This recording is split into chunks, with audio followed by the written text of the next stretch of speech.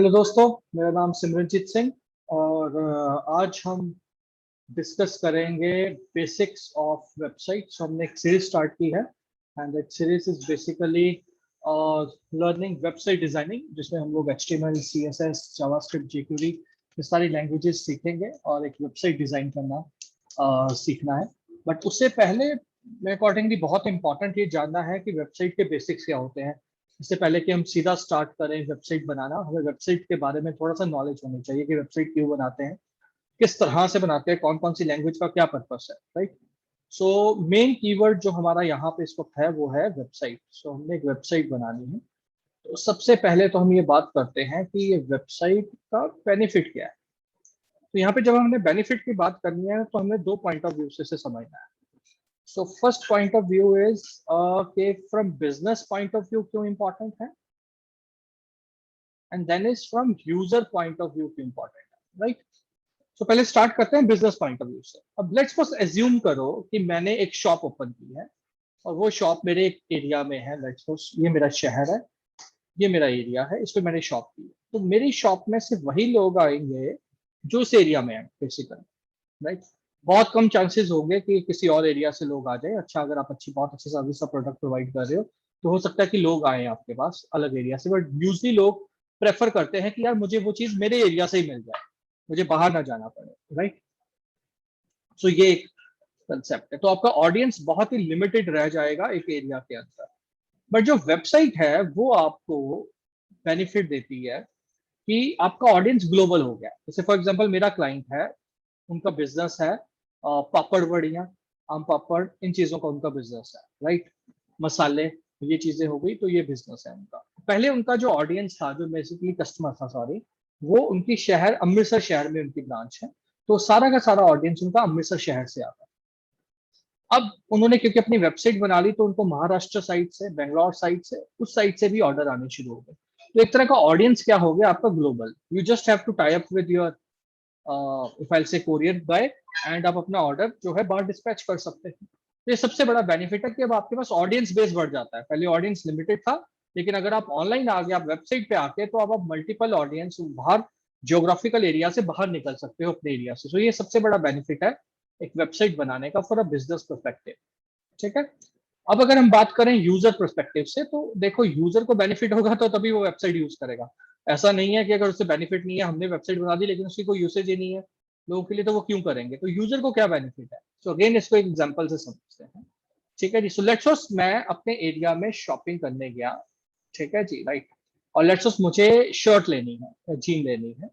तो वो शॉप में उसने 10 ऑप्शंस मुझे दिखाई और मुझे उन्हीं 10 ऑप्शंस में से क्या करना है, सिलेक्ट करना है। अब अगर वो मुझे पसंद नहीं आई ऑप्शन, तो मुझे पता है कि मुझे वो दूसरी शॉप पे जाना है जो दूसरे एरिया में है।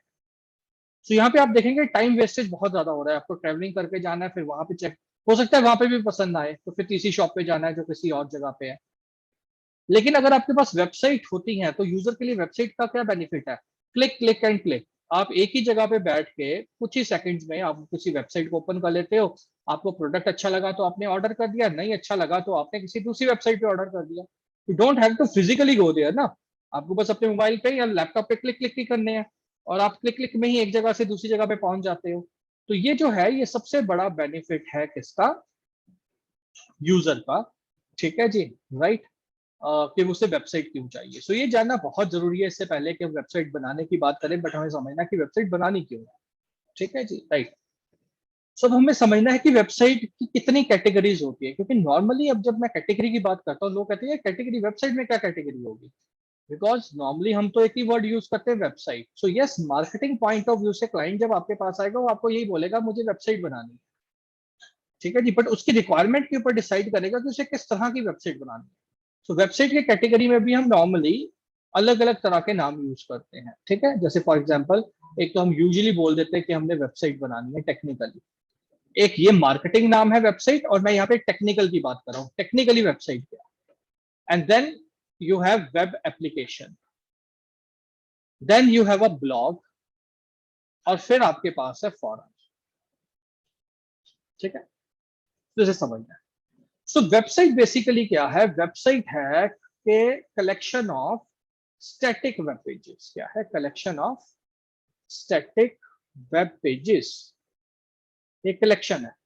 सो लेट्स सपोज मुझे अपने एक इंस्टीट्यूट की वेबसाइट बनानी है, और मुझे, मेरा गोल क्या है कि उस पे एक पेज बने मेरे बारे में, कि मैं, हम लोग क्या क्या सर्विस देते हैं, और पर कोर्स के ऊपर एक पेज बन जाए। सो लेट्स सपोज मैं 5 कोर्सेज डिलीवर कर रहा हूँ, जैसे वेबसाइट डिजाइनिंग, डिजिटल मार्केटिंग सिखा रहा हूँ मैं, और लेट्स सपोज मैं हार्डवेयर सिखा रहा हूँ, तो हर कोर्स के ऊपर मैं एक एक पेज बना दूँ, उस पर उसकी सर्विसेज कंटेंट लिख दूँ, कब बैच स्टार्ट हो रहे हैं ये लिख दूँ, ठीक है जी, अपना फोन नंबर लिख दूँ, गूगल मैप लगा दूँ कि मेरा ऑफिस यहाँ पे है, ठीक है जी, और ये 4-5 पेजेस मैंने कंबाइन कर दिया, और मैंने कहा मेरी क्या बन गई, वेबसाइट।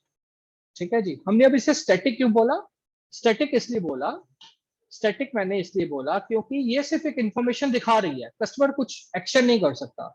अब जैसे लेट्स सपोज मैं आपकी वेबसाइट पे आऊं, जहां पे जैसे हमने कहा कोर्स की वेबसाइट है, तो मैं कोर्स की इन्फॉर्मेशन सिर्फ रीड कर सकता हूँ, मैं कोई डायनामिक काम नहीं कर सकता। मैं कहूँ मैं कोर्स ज्वाइन कर लूँ, या मैं फिर लेट्स सपोज ऑनलाइन पेमेंट कर दूं कोर्स की एडमिशन की, सो वो नहीं हो रहा, that is not a dynamic. ठीक है जी। So that is a website. Website मतलब जहां पे आपको सिर्फ इंफॉर्मेशन डिस्प्ले करना है, और लोग उसे आके पढ़ सकते हैं। जैसे कोई डॉक्टर मेरे पास आया, और डॉक्टर ने मुझे कहा कि मेरी यार एक वेबसाइट बनानी है, जिसमें मुझे अपने बारे में बताना है, अपने क्लिनिक के बारे में बताना है, मैंने क्या क्या केसेस आज तक अच्छे सॉल्व किए हैं, या मैंने कैसे ट्रीटमेंट किया है उसके बारे में बताना है, सक्सेसफुल मैंने अपने केसेस के बारे में डिस्कस करना है। So that is he wants to create a website. So website is basically a collection of static web pages, ये हमें समझना है। The web application is, it is a collection of dynamic web pages. Dynamic मतलब, ठीक है जी, ये page generate होंगे automatically और यूजर की इनपुट के बेस पे होंगे। अब जैसे फॉर एग्जांपल आप अमेजन पे चले गए, no, Amazon is not a website, एक तरह की टेक्निकली ये वेब एप्लीकेशन है। क्यों? क्योंकि यहाँ पे एक्शन हो रहा है यूजर के बेस पे। सो लेट्स सपोज मैं पहले एंटर कर रहा हूँ, फॉर एग्जांपल मुझे स्मार्टफोन चाहिए, तो वो सब अपने डेटाबेस में जाएगा, स्मार्टफोन सर्च करके ले आएगा।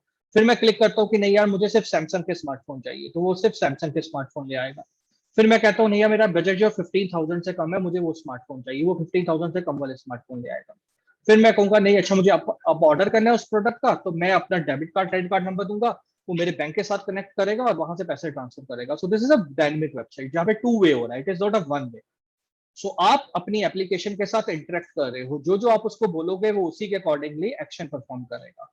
जैसे फॉर एग्जांपल आपको रेलवे पे टिकट, ट्रेन की टिकट बुक करवानी है, तो आप सबसे पहले जाके टाइप करोगे कि फॉर एग्जांपल मुझे अमृतसर से दिल्ली जाना है, तो आप टाइप करोगे अमृतसर से दिल्ली। ठीक है जी। फिर आप टाइप करोगे यार मैं लेट्स सपोज 21 जून को जाना है, तो 21 जून की वो टिकट्स आपको दिखा देगा, ट्रेन कौन कौन सी अवेलेबल है। तब आप कहते हो कि नहीं यार अच्छा मुझे दिखाओ कि फर्स्ट एसी और सेकंड एसी में जाना है, तो उसमें अवेलेबिलिटी है कि नहीं, वो अवेलेबिलिटी दिखा देगा। तो ये काम डायनेमिक हो रहा है, आप इनपुट देते जा रहे हो, उस बेस के ऊपर प्रोसेसिंग करता जा रहा है। That is a web application. और if we come back to the example of a website, जहां पे हमने कहा कि कोर्स की हमने वेबसाइट बनानी है, अब वही कंपनी मुझे आके कहती है कि यार मुझे अब उसमें फीचर देना है कि लोग हमें कॉन्टेक्ट कर सकें, या लोग ऑनलाइन कोर्स ज्वाइन कर सकें, या ऑनलाइन फीस पे कर सकें, तो तब वो एक वेब एप्लीकेशन बन जाएगी, क्योंकि उसमें कुछ डायनेमिक आएगा, कस्टमर अपना डेबिट कार्ड एंटर करेगा, उसके बेस पे प्रोसेसिंग होगी। ठीक है, तो ये एक डायनेमिक वेब एप्लीकेशन बन गई। क्लियर होगी? सो वेबसाइट और वेब एप्लीकेशन में क्या फर्क है? वेबसाइट एक स्टैटिक है और वेब एप्लीकेशन डायनेमिक है। फिर हमारे पास आ जाता है ब्लॉग। ना ब्लॉग क्या है? अब अगेन हम उसको वेबसाइट से, नॉर्मल वेबसाइट से कंपेयर करते हैं जो स्टैटिक है। सो लेट्स सपोज आप मेरी कोर्स की वेबसाइट पे आए, आपने कोर्सेज चेक किया, आपने मोबाइल नंबर नोट किया और आपने वेबसाइट बंद कर दी। क्या अब आप मेरी वेबसाइट पे दोबारा आएंगे? आप कभी नहीं आएंगे। 1% चांस है कि आपसे नंबर गुम हो गया, तो आप इसलिए नंबर दोबारा लेने आके मेरी वेबसाइट पे आ गए। सो अगर हम देखें वेबसाइट के साथ सबसे बड़ा डिसएडवांटेज क्या है एक नॉर्मल वेबसाइट के साथ, कि कस्टमर जो है वो वन टाइम है, कस्टमर बार बार नहीं आपके पास आ रहा। सो मैं ऐसा क्या करूं कि कस्टमर मेरे पास बार बार आए? तो अब यहाँ पे हम पेजेस पे फोकस नहीं करेंगे। अब ब्लॉग क्या होता है? जहां पे हम आर्टिकल लिखेंगे। तो जब हम आर्टिकल लिखेंगे हर हफ्ते हर महीने, जिस तरह की भी स्ट्रेटेजी आप बनाओगे, तो आपको पता है कि लोग वापस आएंगे। अब जैसे कोर्स के केस में हम एग्जांपल देते हैं, मैंने आर्टिकल लिखने शुरू कर दिए। For example how to install Microsoft Office, what is the benefit of doing this course.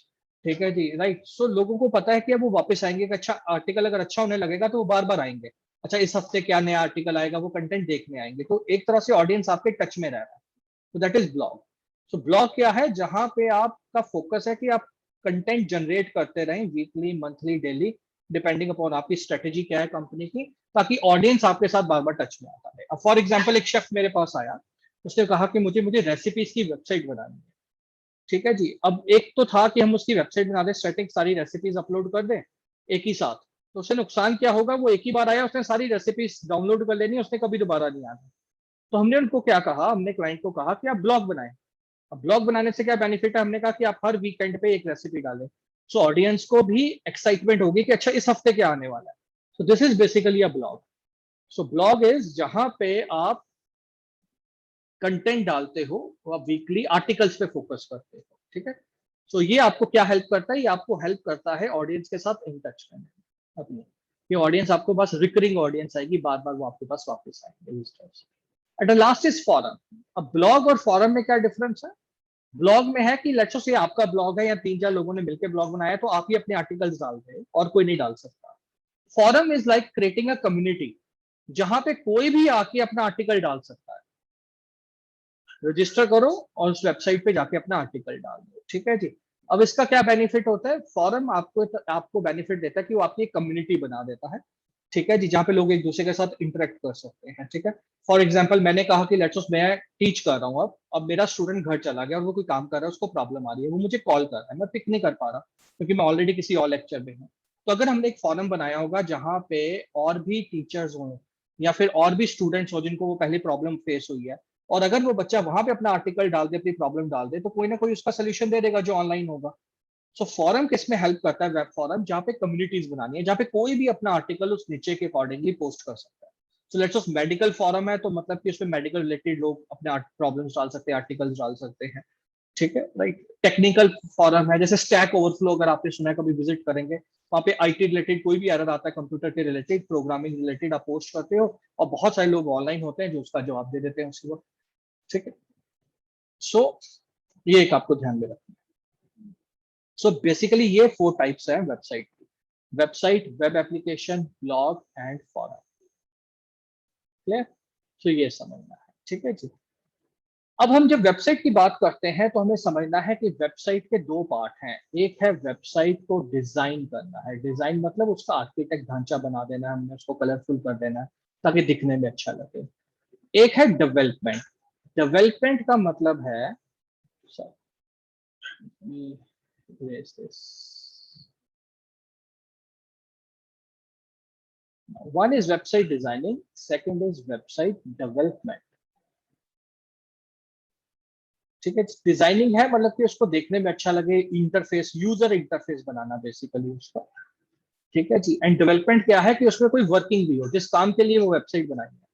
So let's suppose for example मुझे एक शॉपिंग वेबसाइट बनानी है, तो सबसे पहले मुझे उसका डिजाइन बनाना है, ठीक है जी, राइट। अब मैंने डिजाइन बना लिया कि यहाँ पे मेरे प्रोडक्ट की फोटो आएगी।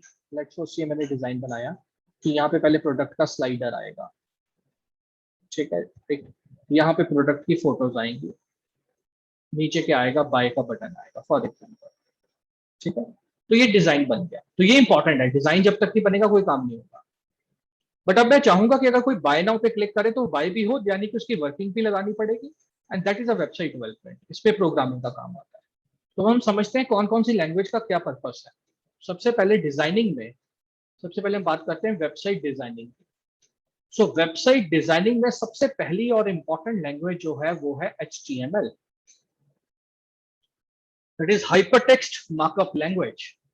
इस लैंग्वेज का काम क्या है, ये ढांचा बनाएगी वेब पेज का। तो आपके जो भी वेबसाइट बनानी है, उसका जो पेज बनाना है, उसका जो ढांचा होगा, जैसे इमेज कैसे लेके आनी है, audio, video, text, paragraph, points में कुछ लिखना है, ये हेडिंग डालना है, ये सारी चीजें कैसे पेज पे आएंगी, ये सिर्फ HTML बताएगा, ठीक है जी। सो HTML बेसिकली एक स्टैंडर्ड है जो W3C ने बनाया है। Now W3C is what?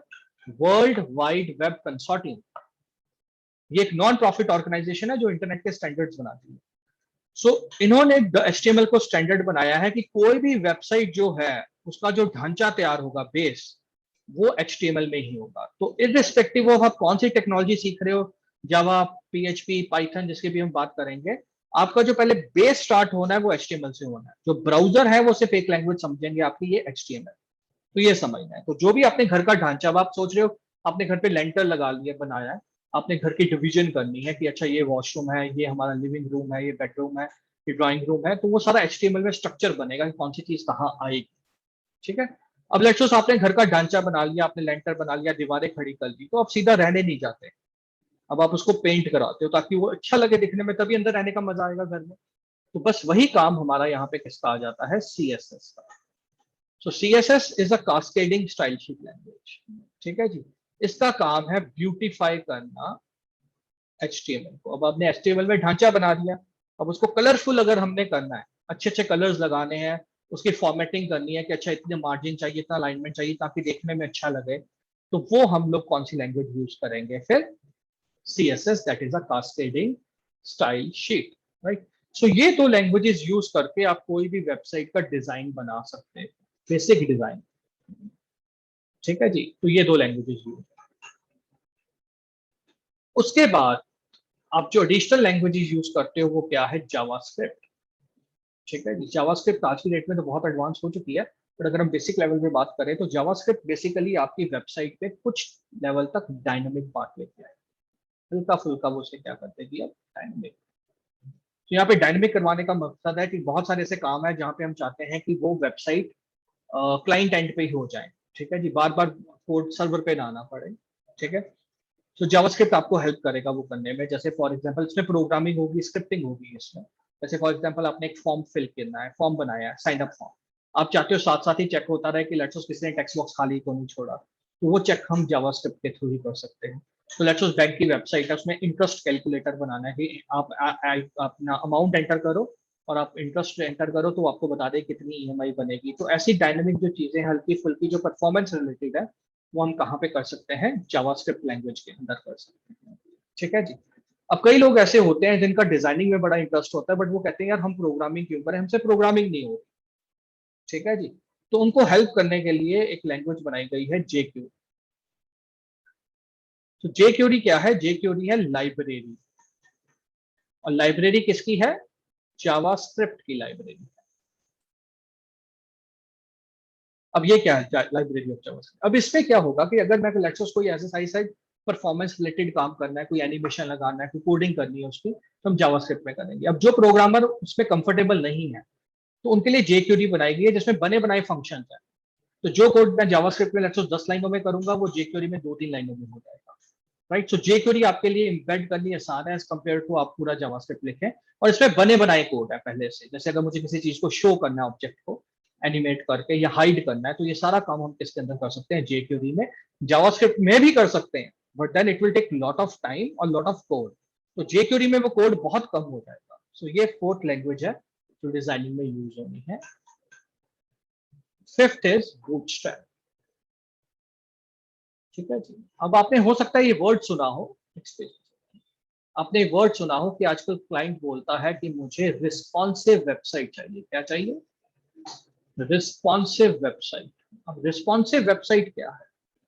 Responsive website है कि लेट्स सपोज अगर मैं वेबसाइट बना रहा हूँ अपने लैपटॉप पे और मेरी लैपटॉप का स्क्रीन साइज इतना है। ठीक है जी, तो मैं जब टेस्ट करूंगा मैं उसी के अकॉर्डिंगली चेक करूंगा कि वो वहां पे फिट आ रहा है कि नहीं आ रहा। तो सारी सेटिंग्स उसी मेरी स्क्रीन के अकॉर्डिंगली है। बट हमें नहीं पता कि हमारी वेबसाइट कहाँ जाके ओपन हो सकती है। वो हो सकता है छोटे से स्मार्टफोन पे ओपन हो। स्मार्टफोन के भी अलग अलग साइजेस होंगे, लैपटॉप के भी अलग अलग साइजेस होंगे, कुछ बड़ा लैपटॉप साइज है, कुछ छोटा साइज है। ठीक है जी, राइट। सो जब हमारी वेबसाइट अलग अलग जगह पे जाके ओपन होगी, अब क्योंकि मैंने तो सेटिंग इसके अकॉर्डिंगली की है, तो जब ये इस मोबाइल पे खुलेगी, इस मोबाइल पे खुलेगी या इस मॉनिटर बड़े में खुलेगी, तो वो अच्छी तरह से नहीं ओपन होगी। ठीक है जी, राइट। सो रिस्पॉन्सिव वेबसाइट का मतलब है कि हम ऐसी वेबसाइट बनाना चाहते हैं जो कि हर प्लेटफॉर्म पे, हर हार्डवेयर स्क्रीन पे एक जैसी ओपन हो और इजिली हम उसको स्मूथ कर सके। तो वहां पे हमारा रोल आता है किसका? बूटस्ट्रैप का। सो बूटस्ट्रैप जो है that is a library of CSS। जैसे हमने कहा था JQuery is a library of JavaScript, वैसे ही CSS क्या है? लाइब्रेरी ऑफ, सॉरी, बूटस्ट्रैप क्या है? Library of CSS। तो इसके दो बेनिफिट है। पहला, ये आपको रिस्पॉन्सिव वेबसाइट बनाने में हेल्प करता है, या मल्टीपल स्क्रीन के लिए वेबसाइट बना सकते हो अपनी। एक ही कोड लिखोगे वो मल्टीपल स्क्रीन पे एक जैसे चलेगा। दूसरा, इसमें बहुत सारा पहले ही डिजाइनिंग का कोड लिखा है। अगर आपको कलर कॉम्बिनेशन नहीं आते तो इसमें पहले से कलर कॉम्बिनेशन बने हुए हैं। So let's suppose you are very good in programming but you are not good in designing, so bootstrap आपको बहुत अच्छा हेल्प कर देगा। एक अच्छा कलरफुल वेबसाइट उसके ऊपर टेम्पलेट्स बने होते हैं या कॉम्बिनेशन बने होते हैं, वो आप इंक्लूड कर सकते हो। So that's a bootstrap language, right. So ये सारी लैंग्वेजेस जो है वो हमें चाहिए अगर हमें अपने वेबसाइट को अच्छा डिजाइन करना है अकॉर्डिंग टू लेटेस्ट स्टैंडर्ड्स। ठीक है। अब इसके बाद अब इसके बाद आ गया वेबसाइट डेवलपमेंट। तो ये वेबसाइट डिजाइन कर लेंगी तो डेवलप कैसे होगी? अगेन, डेवलपिंग के लिए हमें स्क्रिप्टिंग लैंग्वेज चाहिए। उसके लिए आपको एक टेक्नोलॉजी ऑप्ट करनी पड़ेगी। कौन कौन सी है? PHP है, पाइथन है, ठीक है, जावा में JSP सर्वलेट आ जाता है, देन ASP.NET है, ठीक है जी। तो इनमें आपकी वेब एप्लीकेशन डेवलप होगी, लेकिन पहले डिजाइन होनी होनी है। तो डिजाइनिंग के लिए वो लैंग्वेजेस आपको आनी चाहिए। उसके बाद इनमें से कोई एक लैंग्वेज आप सीख के ऑप्ट करके उन्हें उनके साथ कनेक्ट कर सकते हो, तो वो वेबसाइट डेवलपमेंट का काम, डायनेमिक कोड आप वहां पे लिख सकते हो, ठीक है। सो ये कुछ बेसिक चीजें हैं जो हमें पता होनी चाहिए before we start with website designing, right. आखिरी दो चीजें जो मैं कवर करना चाहता हूँ, दो टर्म्स जो मैं चाहता हूँ आपको पता हो। एक, डोमेन होस्टिंग। तो व्हाट इज डोमेन होस्टिंग? ठीक है, डोमेन होस्टिंग ये है कि मैंने वेबसाइट अपने लैपटॉप में बनाई है, अब वो लोगों को कैसे दिखेगी, ठीक है जी। मैं अपनी वेबसाइट अपने लैपटॉप में नहीं रख सकता, उसके बहुत सारे कारण हैं, क्योंकि वेबसाइट बनाने का मतलब वो 24 घंटे चलनी चाहिए। और 24 घंटे चलने का मतलब है कि मेरे लैपटॉप में जो ऑपरेटिंग सिस्टम है या हार्डवेयर है वो शायद इतना रिलायबल नहीं है कि वो 24 घंटे चले। तो आप देखते हो अगर आपका लैपटॉप कई बार रेगुलर चलता रहता है तो आपको एक बार रीस्टार्ट करना पड़ता है। ऑनलाइन ऐसा नहीं हो सकता, आप ये नहीं कह सकते कि कस्टमर अपनी वेबसाइट देख रहा है और आपका कंप्यूटर रीस्टार्ट हो रहा है या वो स्लो हो गया, हैंग हो गया, बिकॉज आपके कंप्यूटर के हार्डवेयर में वो ना ही हार्डवेयर में और ना ही ऑपरेटिंग सिस्टम में वो कैपेबिलिटी है कि वो रेगुलर चल सकता है। तो इसलिए हमें एक ऐसी कंपनी को कॉन्टेक्ट करना पड़ता है जो हमारी वेबसाइट को होस्ट करेगी। यानी हम अपनी वेबसाइट उनको दे देंगे, उनके सर्वर पे अपलोड करेंगे और वहां से लोग हमारी वेबसाइट देख पाएंगे। हम उसके लिए उसको एक फीस देते हैं अकॉर्डिंग टू प्लान्स। बहुत सारे प्लान्स होते हैं, आपको एक प्लान पिक करना पड़ता है, उसके अकॉर्डिंगली वो आपको साइज बता देता है कि आप इतने साइज तक का वेबसाइट हमारे पास रख सकते हो, एंड देन वो आप अपनी वेबसाइट को यूटिलाइज कर सकते हैं, ठीक है। एंड डोमेन होस्टिंग के अलावा हमारे पास है डोमेन नेम। अब नेम जरूरी है।